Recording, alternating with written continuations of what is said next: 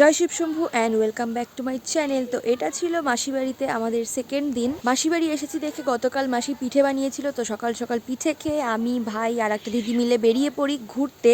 আর ঘুরতে গিয়েছিলাম রানাঘাটের সেই ভাইরাল জায়গায়। কেউ কি গেস করতে পেরেছো?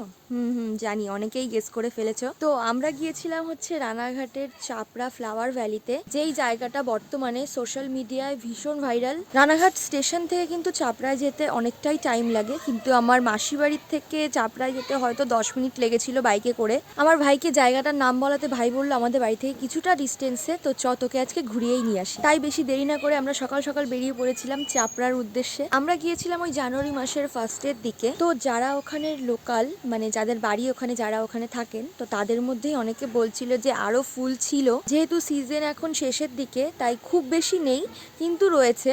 বলছিল যে আরো কিছুদিন আগে আসলে হয়তো আরো ভালো অনেক রকমের ফুল দেখতে পেতাম। এবার আমার পার্সোনাল এক্সপিরিয়েন্সটা তোমাদের সাথে শেয়ার করি। জায়গাটা সত্যি বলতে খুবই সুন্দর। চারিপাশে এত সুন্দর সুন্দর রং বেরঙের ফুলের ক্ষেত, চারিপাশটা পুরো সবুজে ঘেরা।